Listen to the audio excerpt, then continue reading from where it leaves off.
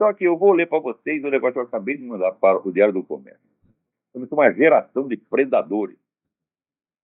Desde que me distanciei do Brasil, tenho visto a inteligência dos meus compatriotas cair para níveis que às vezes ameaçam raiar o sub-humano. Não posso medi-la pela produção literária, que veio rareando até tornar-se praticamente inexistente num país que já teve alguns dos melhores escritores do mundo. Meço-a pelas teses universitárias que me chegam cada vez mais repletas de solecismos e contrassensos grotescos, pelos comentários de jornal, pelos pronunciamentos das chamadas autoridades e, de modo geral, pelas discussões públicas. Em todo esse material, o que mais salta aos olhos não é o vazio de ideias, não é a estupidez dos raciocínios, não é nem mesmo a miséria da linguagem. É a incapacidade geral de distinguir entre o essencial e o acessório, o decisivo e o irrelevante. Não há problema, não há tema, não há assunto que, uma vez trazido ao palco ou picadeiro, não seja infindavelmente roído pelas beiradas, como se não tivesse um centro, um significado, um sentido em torno do qual articular uma discussão coerente. Cada um que abre a boca quer externar apenas alguns sentimentos subjetivos, deslocados e extemporâneos, exibir bom motismo, angariar simpatias ou votos, como se se tratasse de uma rodada de apresentações pessoais de um grupo de psicoterapia, e não de uma conversa sensata sobre, digamos, alguma coisa. A coisa, o objeto, o fato, o tema, esse coitado fica esquecido num canto como se não existisse, e depois de algum tempo cessa mesmo de existir. A impressão que me sobra é de que toda a população legente e escrevente está sofrendo de síndrome de déficit de atenção. Ninguém consegue fixar um objeto na mente por 10 segundos. A imaginação logo sai voando para os lados e tecendo embevecido um rendilhado de frivolidade em torno do nada. Se me perguntarem quais são os problemas essenciais do Brasil, responderei sem a menor dificuldade. Primeiro, a matança de brasileiros, entre 40 e 50 mil por ano. 2. O consumo de drogas, que aumenta mais do que em qualquer país vizinho e que alguns acelerados pretendem aumentar mais ainda mediante a liberação do narcotráfico, o maior prêmio que as Farc poderiam receber por décadas de morticínio. Parênteses. Se liberar, a coisa mais simples. A discussão no Brasil em torno da liberação do narcotráfico é travada em termos morais, jurídicos e doutrinais os mais abstratos. Tem o Estado o direito de controlar isso, né? Qual é a conveniência para a formação das pessoas, etc. E nunca tocam no ponto central. O ponto central é o seguinte: meu filho, uma lei, uma mudança nas leis, não acontece num cenário abstrato, num cenário de ideias. Acontece dentro de uma circunstância política precisa.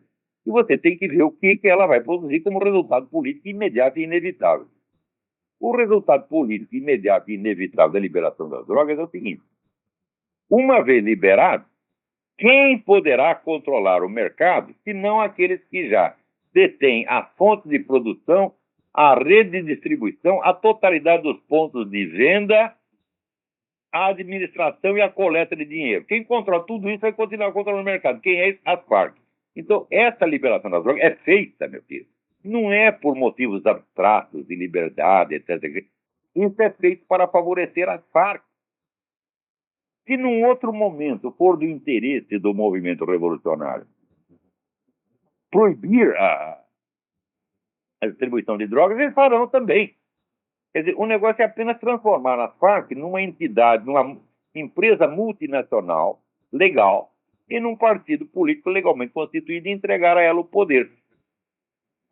Então, isso é entregar às Farc o verdadeiro objetivo pelo qual elas lutaram durante 40 ou 50 anos. Porque nenhuma guerrilha se faz para alcançar diretamente a vitória militar. Guerrilha é um instrumento auxiliar da luta política. O objetivo da guerrilha é sempre político. Então, a hora que atingiu o objetivo político, não precisa nem mais guerrilha. Aí vamos lá. Terceiro problema: a absoluta ausência de educação. Num país cujos estudantes tiram sempre os últimos lugares nos testes internacionais, concorrendo com crianças de nações bem mais pobres, num país, aliás, onde se aceita como ministro da educação Um sujeito que não aprendeu a soletrar a palavra cabeçalho porque jamais teve cabeça. E onde se entende que a maior urgência do sistema escolar é ensinar às crianças as delícias da sodomia. Sem dúvida, uma solução prática para estudantes e professores, já que o exercício dessa atividade não requer conhecimento de português, de matemática ou de coisa nenhuma, exceto a localização aproximada das partes anatômicas envolvidas. Nem precisa saber dele, porque pode apalpar na hora que você descobre. Isso é tudo o que se requer para a prática dessa atividade pedagógica. É por isso que eles querem adotar, né? Facilita o trabalho para professores e estudantes, né? 4. A falta cada vez maior de mão de obra qualificada de nível superior que tem de ser trazida de fora, porque das universidades não vem ninguém alfabetizado. 5. A dívida monstruosa acumulada por um governo criminoso que não se veste de estrangular as gerações vindouras para conquistar os votos da presente e que ainda é festejado por isso como salvador da economia nacional. 6. A completa impossibilidade da concorrência democrática num quadro onde governo e oposição se aliaram com o auxílio da grande mídia e a omissão cúmplice da classe rica para censurar e proibir qualquer discurso político que defenda os ideais e valores majoritários da população abomináveis ao paladar da elite. Sei que no Brasil, as coisas em que o povo brasileiro acredita, as coisas que ele preza, as coisas que ele dá valor, as coisas que ele ama, não tem direito à representação política. Todos os partidos políticos só podem representar aquele reduzido círculo de alternativas que é mesmo da elite revolucionária mundial. 7. A debilitação alarmante da soberania nacional, já condenada à morte pela burocracia internacional em ascensão e pelo cerco continental do Foro de São Paulo. O Foro de São Paulo é aquela entidade que até ontem nem mesmo existia, não é? 8. A destruição completa da alta cultura, num estado catastrófico de favelização intelectual, onde a função de respiradouro para a grande circulação de ideias no mundo, que caberia à classe acadêmica como um todo, é exercida praticamente por um único indivíduo, que é esse que vos fala. Um último sobrevivente, que em retribuição leva pedradas e cuspidas por todo lado, especialmente dos plagiários e usurpadores que vivem de parasitar o seu trabalho. Olha, essa semana mesmo, quer dizer, é realizações, são 300 títulos da mais alta importância. 300 títulos, que é a lista que eu fui passando para eles do curso das aulas que eu dei lá mesmo. Exercendo, portanto, as funções informais de diretor editorial, sem receber, nunca pediam dinheiro, tá certo?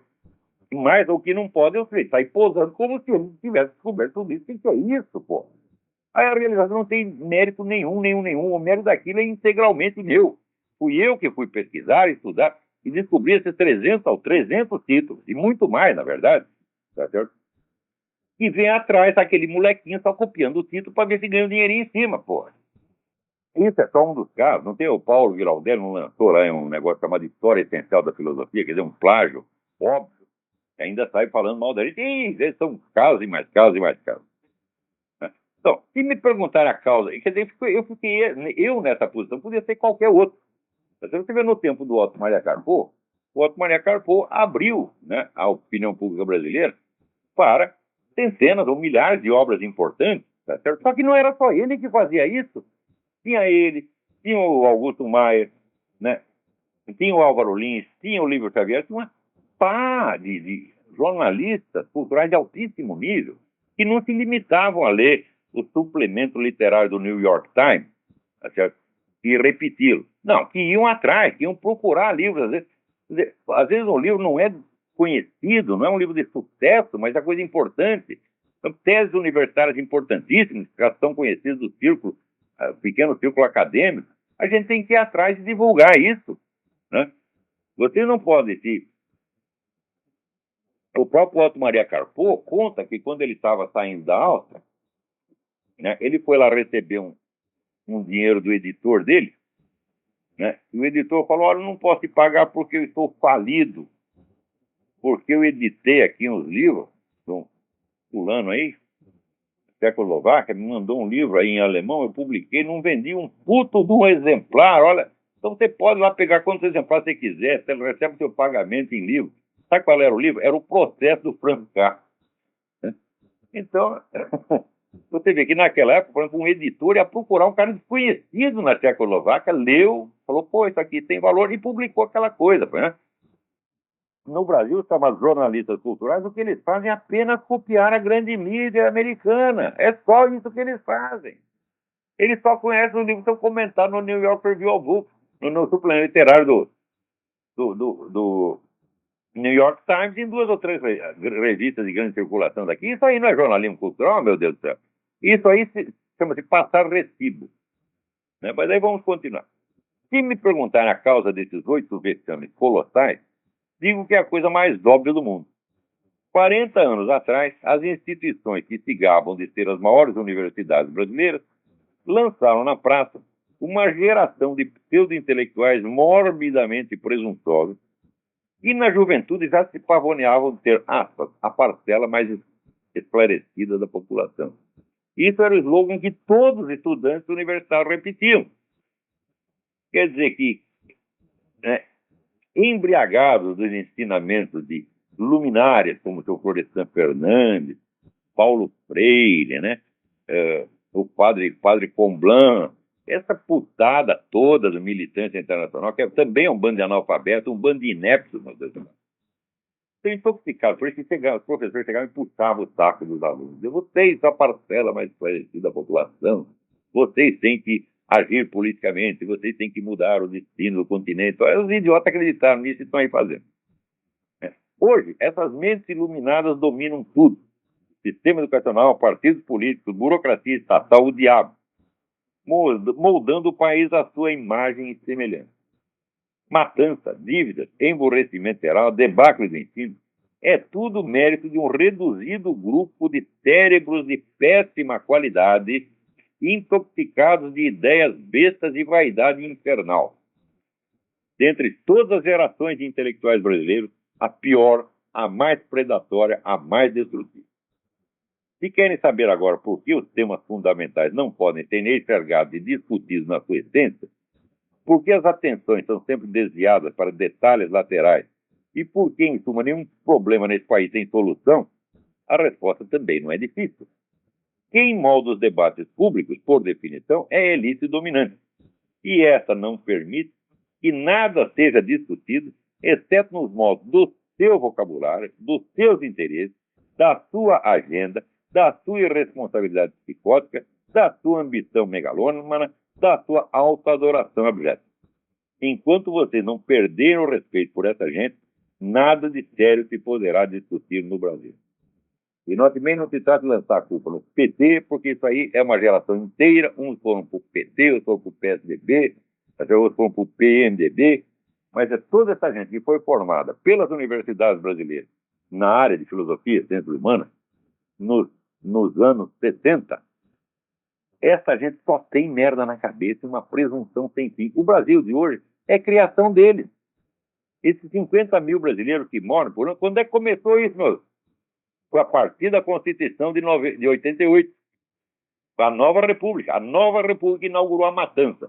Você verá, a ditadura militar até hoje é estigmatizado porque diz que matou, né, 300 guerrilheiros, 300 terroristas. Agora, a nova República inaugurou a matança geral. São 50 mil brasileiros que moram por ano. E ninguém diz que isso é ruim.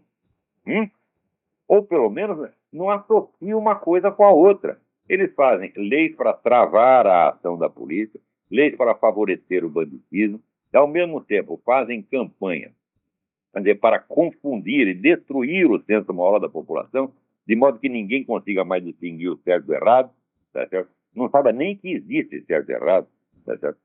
E vocês acham que isso não tem um impacto?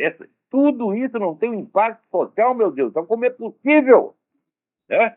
Eles ficam procurando, né, causa... Não, é a miséria. Eu digo, mas não são vocês mesmo que dizem que tiraram as pessoas da miséria, porra? Então, o padrão de vida do brasileiro está subindo, ao mesmo tempo a criminalidade também está subindo. É a falta de educação, a falta de escolaridade. Não, meu filho. A criminalidade cresce junto com a escolaridade. Quando você leva a escola, aí chega o crime também. Mesmo porque escola é ponto de venda de maconha, pô, maconha, cocaína, etc. Então, inventa essas explicações para quê? Para se esconder atrás delas. A explicação não é nada disso. A explicação é vocês, o Lula, Fernando Henrique Cardoso, Zé Serra, né, Zé Dirceu. A explicação é vocês, porra. Vocês fizeram isso, caralho. Então, a história não se faz por uma somatória de curiosas coincidências. A história se faz pela ação humana. E quando você tem milhares de ações convergentes no mesmo sentido, então trata de uma ação cultural planejada para provocar a mudança social. E vocês criaram a mudança social. A mudança social é isso aí. É crime, é narcotráfico, é matança, é prostituição infantil. Foi vocês que criaram isso. É absurdo você não entender. Olha, por exemplo, se você quer explicar como foi possível a Segunda Guerra Mundial, como é que você vai fazer isso sem você estudar a história de todos os intelectuais, né, que foram colocando aquelas ideias na cabeça dos alemães desde 100 anos antes, às vezes sem prever o que ia acontecer. Tá certo? Então, do mesmo modo, como aconteceu a Revolução Russa, o Gulag, aquele morticínio todo, começa com os intelectuais, meu Deus do céu. Tudo o que vira ação social e política começa dentro da esfera da cultura. Então é lá que você tem que procurar. São esses os verdadeiros agentes da história. São as pessoas que antecipam os movimentos históricos, às vezes num círculo reduzido, que depois vai se ampliando, ampliando até chegar no poder. E essa, gente, a história dessa geração maldita, que saiu da USP e da PUC nos anos 70, é de uma nitidez impressionante. A ligação de causa e efeito é óbvia. Agora, no Brasil não tem mais historiador. O historiador está aí só para repetir propaganda petista, essas bobagens. Então, né, parece aquele verso do Antônio Machado sobre a Espanha, né? Que, como é? Pobres cuales de deuda nos la pusieron para que não acertara la mano con la herida. Quer dizer, embebedaram a Espanha para que ela não acertasse o dedo na ferida. A mesma coisa está acontecendo no Brasil agora.